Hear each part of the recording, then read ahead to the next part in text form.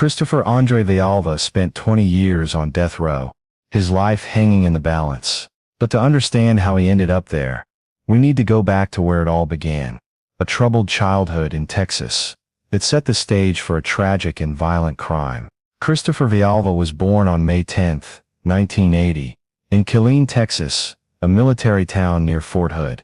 His mother, Lisa Brown, was a young Air Force enlistee, only 19 when she married his father, a soldier from Trinidad. Their marriage was rocky, marked by abuse. Vialva's father was reportedly violent toward both his wife and young son, and at one point, he faced a court-martial for an undisclosed offense. The marriage didn't last, and Lisa left, raising Christopher alone. Her own family, steeped in a military background, disowned her for marrying an African-American man, leaving her and Christopher isolated. Growing up, Christopher faced a turbulent home life. His mother struggled to provide stability, and the absence of a father figure left a void. The rejection from his maternal family, coupled with racial tensions, added to his sense of alienation. By his teens, Christopher was showing signs of trouble. He started hanging out with a rough crowd, drawn to a local gang called the 212 Piru Bloods. School wasn't a priority, and his behavior grew increasingly reckless. At 15, he was already clashing with authority, his anger and impulsiveness bubbling to the surface. These early years of instability, rejection, and exposure to violence planted seeds that would later lead to a devastating crime. Todd Bagley, 26, and Stacy Bagley, 28, were a young married couple from Ottumwa, Iowa, whose lives were defined by their deep faith and commitment to helping others. Todd, a warm and outgoing man, had a knack for connecting with people, often using humor to lighten the mood. Stacy, described by friends as gentle and compassionate, was a natural caregiver. She worked as a teacher's aide, pouring her heart into supporting children with special needs, and she hoped to start a family of her own with Todd. Together they were youth pastors at their local church, known for their infectious enthusiasm and dedication to guiding young people toward a life of purpose and faith. Their shared love for God and community made them a beloved pair, always ready to lend a listening ear or a helping hand. In June 1999, Todd and Stacy were visiting Killeen, Texas, to attend a church revival at a local congregation. On the afternoon of June 21st, they stopped at a convenience store in Killeen to use a payphone, unaware that this moment would lead to a tragic encounter. Christopher Vialva, then 19, and his group of 4 teenage accomplices, all members of the 212 Piru Bloods gang, were at the same store. They had been plotting to rob someone, looking for an easy target. Spotting Todd at the payphone, they saw an opportunity. The group approached the couple, pretending to need a ride, and the Bagleys, true to their kind-hearted nature, agreed to help, unaware of the danger they were stepping into. Todd and Stacy welcomed the 3 teens into their car. Brandon Bernard and Terry Brown, the other accomplices, were nearby at a laundromat, waiting for instructions. Once inside the vehicle, the situation escalated quickly. Vialva, the ringleader, pulled out a .40 caliber Glock semi-automatic pistol and pointed it at the couple, ordering Todd to drive to a semi-rural area. The group's plan was to rob the Bagleys, targeting their money, ATM cards, and valuables, like Stacy's wedding ring. Vialva and his accomplices forced Todd and Stacy into the trunk of their own car, locking them inside as they drove around Bell County for nearly 6 hours. During this harrowing ordeal, the Bagleys were confined in the cramped, dark trunk, pleading for their lives and speaking to their captors about their faith. Stacy, in particular, read from her Bible and sang hymns like "Jesus Loves Me," hoping to appeal to the humanity of the young men.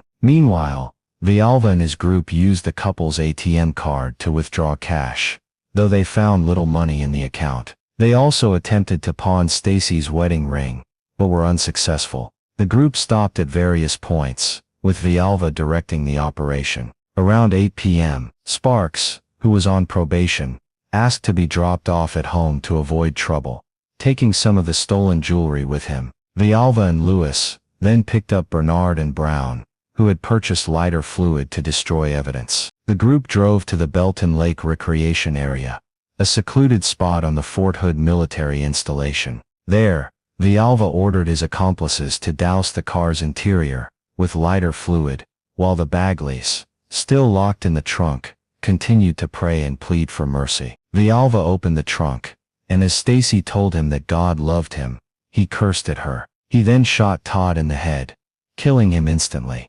Vialva fired a second shot at Stacy's face, which knocked her unconscious but did not kill her. Bernard, following Vialva's orders, set the car on fire with the couple still inside. An autopsy later revealed that Stacy had soot in her lungs, indicating she was still alive during the fire, and died of smoke inhalation. The group fled down a hill to Bernard's car, but it got stuck in a muddy ditch. As they tried to free it, first responders arrived, alerted by reports of a fire, and discovered the burned car with the Bagleys' bodies in the trunk. Vialva and his accomplices were arrested at the scene. The trial of Christopher Vialva took place in the U.S. District Court for the Western District of Texas in 2000, a year after the murders of Todd and Stacy Bagley. The prosecution built a strong case, relying on physical evidence, witness testimony, and the cooperation of Vialva's accomplices. Key evidence included the murder weapon,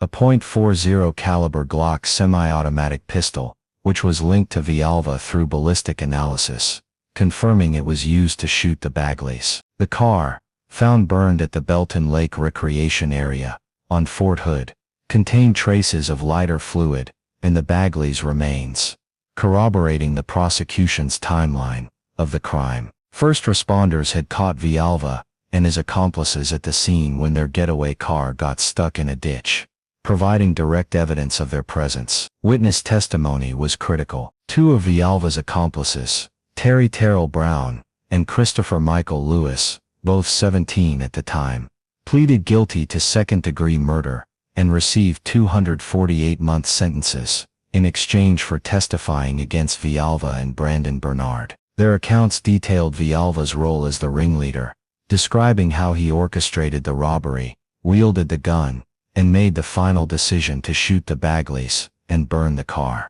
Their testimony painted a vivid picture of the crime's progression, from the initial deception at the convenience store to the horrific conclusion at Fort Hood. The prosecution also emphasized Vialva's alleged motive to boost his status in the 212 Piru Bloods gang, though Vialva's defense later argued there was no evidence he was a full-fledged member. The defense struggled to counter the prosecution's narrative.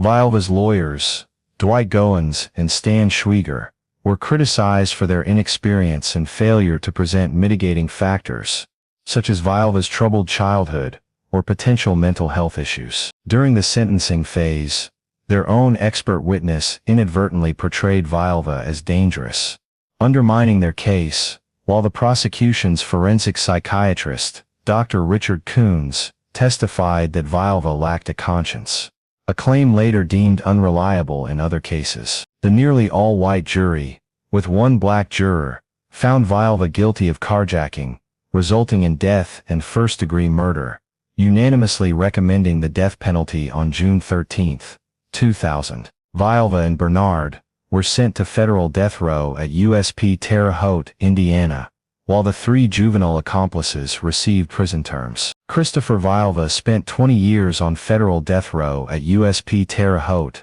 a high-security facility known for housing some of the nation's most notorious inmates. Life on death row was isolating, with inmates confined to 6 by 8 foot cells for 23 hours a day, allowed only limited recreation time. Vialva described the environment to his mother, Lisa Brown, recounting interactions with other inmates through cell block windows. Early in his incarceration, he spoke with Timothy McVeigh, the Oklahoma City bomber, and later shared observations about fellow death row inmates, Lesmond Mitchell, who was silent in his final week, and Keith Nelson, who was talkative but violently ill before his execution. These glimpses suggest Vialva was observant and reflective, engaging with the world around him, despite the confines of his cell. Vialva's behavior in prison showed significant change from the impulsive 19-year-old who committed the crime. He had no disciplinary infractions, a notable achievement in the restrictive and tense environment of death row.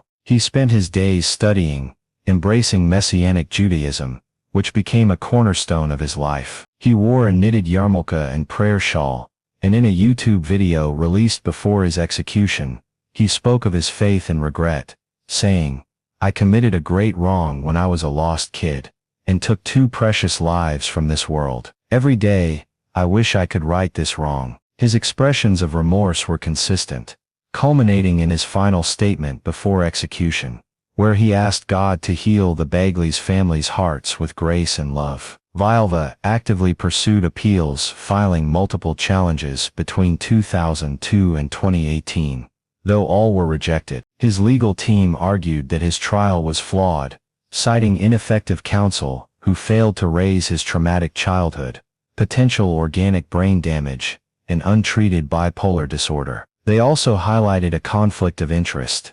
His lawyer, Dwight Goins, was seeking a job with the U.S. Attorney's Office prosecuting Vialva, which compromised his defense. Additionally, they pointed to scientific evidence about adolescent brain development, arguing that Vialva's age of 19 at the time of the crime meant he lacked full maturity to grasp the consequences of his actions. A 100-page habeas corpus petition in August 2020 raised these issues, but the District Court and the 7th Circuit denied it, and the U.S. Supreme Court refused a stay of execution. On September 24, 2020, Christopher Vialva woke early in his cell at USP Terre Haute, Indiana, facing the last day of his life. The morning was quiet, spent in the confines of the federal death row unit, where he had lived for 20 years. Vialva, now 40, had embraced Messianic Judaism, and he likely spent time in prayer or reading scripture, as was his routine. He had no disciplinary infractions during his incarceration, suggesting a calm and reflective demeanor, even on this solemn day. His mother, Lisa Brown, who had visited him regularly over the years, was granted a final visit. They shared a poignant moment, likely discussing his regret for the murders of Todd and Stacy Bagley, and his hope for forgiveness. No other visitors were recorded, but Vialva had corresponded with supporters, including an Indiana lawyer, Ashley Kincaid, who had shared his letters expressing remorse and faith. For his last meal, Vialva requested a modest spread, a pepperoni pizza, a side of macaroni and cheese, and a glass of sweet tea. The meal reflected a simple comfort, a far cry from the chaos of his youth. After eating, he was allowed to prepare for the execution, which included time to write final statements or reflect privately. Vialva had recorded a video days earlier, expressing regret and urging others to avoid his path, a sign he was focused on leaving a message of redemption. At around 6 p.m., Vialva was led to the execution chamber at USP Terre Haute. The process was clinical and tightly controlled, as is standard in federal executions. He was strapped to a gurney, with medical staff inserting IV lines into his arms. Witnesses, including Lisa Brown and members of the Bagley family, were present in an observation room, separated by glass. The Bagleys' loved ones, who had waited 21 years for justice, watched in silence, carrying the weight of their loss. Vialva's spiritual advisor, Yusuf Ahmed Nur, a Messianic Jewish minister, stood by him, offering comfort. Before the execution began, Vialva was given the opportunity to speak. His final words were heartfelt and directed to the Bagleys' families. "Father, please heal their hearts with grace and love. I'm ready, Father." At approximately 6:46 p.m., the lethal injection process started, using a single drug, pentobarbital, as was standard in federal executions at the time. The drug caused Vialva to lose consciousness quickly, and he was pronounced dead at 6:46 p.m., with no complications reported. His mother watched as he looked at her one last time, a moment that underscored the personal toll of the day. The execution was carried out efficiently, closing a chapter that had begun with the tragic deaths of Todd and Stacy Bagley in 1999. Should the death penalty be applied to individuals who were young adults, such as Vialva, who was 19 at the time of his crime?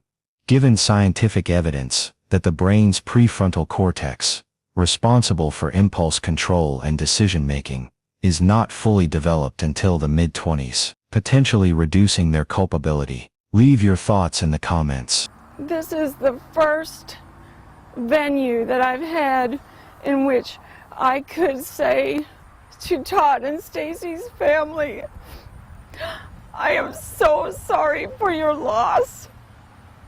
I've never been able to tell you that because I was told I could not have access to you. My son wants you to know that he is deeply remorseful for the pain that he has caused you. What they failed to even calculate into the process is that there is an ability to be redeemed and rehabilitated. My son has been renewed. He's a new man. He is changed and he's redeemed. And I believe that with all my heart. And that's why I'm able to let him go. I believe that the Father is taking him home. And I'm okay with that. There's a peace in knowing that I will see him again.